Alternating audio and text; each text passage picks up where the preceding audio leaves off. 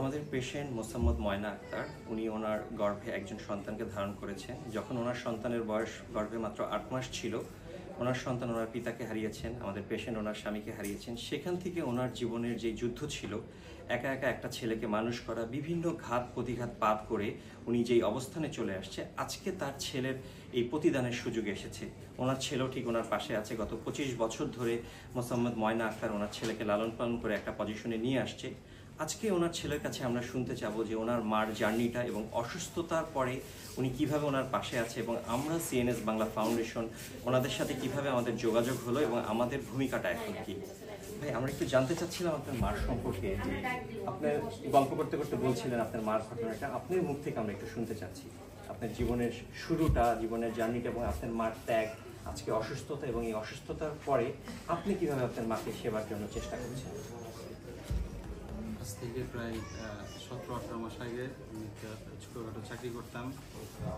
তো ওইখান থেকে শুনি যে আমার অসুস্থতা ডাক্তার দেখানোর পরে ক্যান্সার, প্রথম অবস্থায় ক্যান্সার ধরা পড়ে, তারপর আমরা নিয়ে যাইতেছি মহাখালী ক্যান্সার হাসপাতালে। ওইখান থেকে 8টা রেডিও কেমোথেরাপি শেষ হওয়ার পরে অপারেশন করাইছি। এখন এনাম মেডিকেল হসপিটালে আসছি হইতেছে রেডিওথেরাপি নেওয়ার জন্য। এই যে রেডিওথেরাপি নেওয়ার জন্য আসছেন, এখানে তো অনেক ব্যয়বহুল একটা খরচের ব্যাপার। আমাদের সাথে আপনার যোগাযোগটা কিভাবে হলো এই সিএনএস বাংলা ফাউন্ডেশনের আমাদের সাথে? আপনাদের সাথে যোগাযোগ হচ্ছে আমার এক বড় ভাই আর্মিতে চাকরি করে, ওনার সাথে পরিচয় হয়েছে আমাদের সেলিম ভাইয়ের মাধ্যমে আপনাদের সাথে পরিচয়। তো আপনাদের কাছে আমি আন্তরিকভাবে খুবই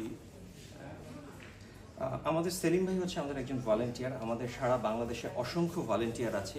এই অসংখ্য ভলান্টিয়ার সারা বাংলাদেশে এই ধরনের অসহায় এবং দুস্থ যারা আছে, যাদের অ্যাকচুয়ালি সহযোগিতা প্রয়োজন, আমরা তাদেরকে খুঁজে বের করি, আমরা পর্যবেক্ষণ করি। আমাদের ইনভেস্টিগেশন টিম টোটাল কার্যক্রমটা পরীক্ষা নিরীক্ষা করার পর আমরা একটা সিদ্ধান্ত উপনীত হই।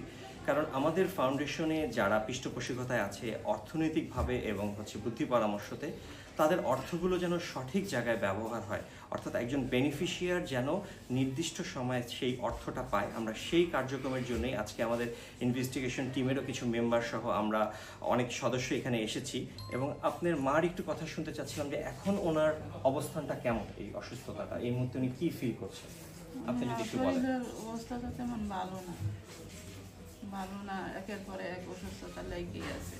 এখন ক্যান্সার রেডিওথেরাপি দিতে গিয়ে আপনার ফুসফুসে গা ধরা পড়লো।